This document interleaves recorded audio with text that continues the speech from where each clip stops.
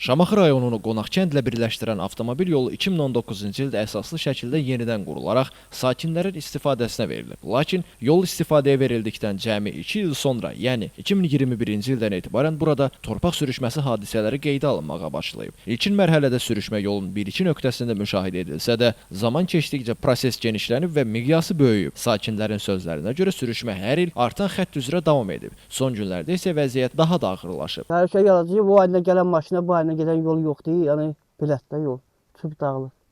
Hər gündə böyüyür. Hədə getdi də yağışlarda nəmişlərdə yol uçur. Tanıyırıq, biz özümüzü müdafiə edirik. Nabələd adamlar bilmirlər axı, gəlirlər, sürüşür, düşürlər. Biz kənd cəmaatı bilir, belədir yola. Biz özümüzü müdafiə edirik, ehtiyatımızı görürük.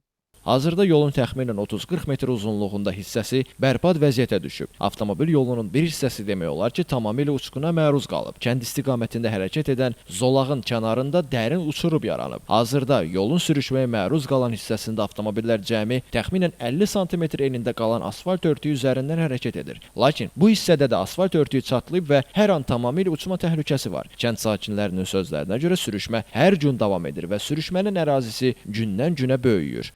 Gördüyünüz yolun uzunluğu təxminən 30-40 metr məsafədə uçqun vəziyyətdədir.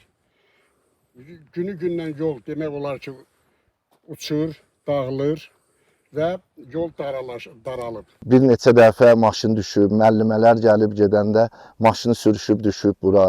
Xahiş edirik, buna görə bizim kanallar ətraflı məlumatlar versin və bu yolun, bu sürüşmənin qarşısını alsınlar. Nə qədər təhlükəli olduğunu bir daha göstərib. Kəndə dərs deməyə gedib gələn müəllimləri daşıyan avtomobil qarlı havada yoldan sürüşərək uçuruma düşüb. Xoşbəxtlikdən hadisə zamanı xəsarət alan olmayıb. Sakinlərin tezliklə yolda təmir bərpa işləri görülməsə, bu cür xoşa gəlməz hadisələrin faciə ilə nəticələnə biləcəyini deyirlər. Qonaqkənd kənd təsərrüfatı ilə məşğul olan yaşayış məntəqəsidir. Əhali əkin-biçin məhsullarını rayon mərkəzinə çıxarmaqda ciddi çətinliklərlə üzləşir. Yolun bir hissəsinin uçması səbəbindən yük avtomobilləri bu yoldan hərəkət edə bilmir. Qonaqkənd sakinlərinin sözlərinə görə problem dəfələrlə aidiyyatı qurumların diqqətinə çatdırılıb. Məsələ ilə bağlı mütəxəssislər əraziyə baxış keçiriblər. Yolun bərpa olunacağı ilə bağlı vədlər verilib. Lakin indiyə qədər heç bir əsaslı təmir işi aparılmayıb. Görülən tədbirlər yalnız söz olaraq qalıb. Kənd sakinləri yolun sürüşməsinə əsas səbəb kimi yolda quraşdırılmış su ötürücü qurğuların işləməməsini deyirlər. Onların sözlərinə görə su ötürücülər vaxtında təmizlənmədiyi üçün lil və çirkabla dolub. Nəticədə yağış və sel suları normal şəkildə ötürülmür. Su birbaşa yolun altına dolaraq torpağın boşalmasına və sürüşməyə səbəb olur. Elvin Qudrətov, Həcər Həsənova, Rafiq Həsənov bugün informasiya proqramı üçün.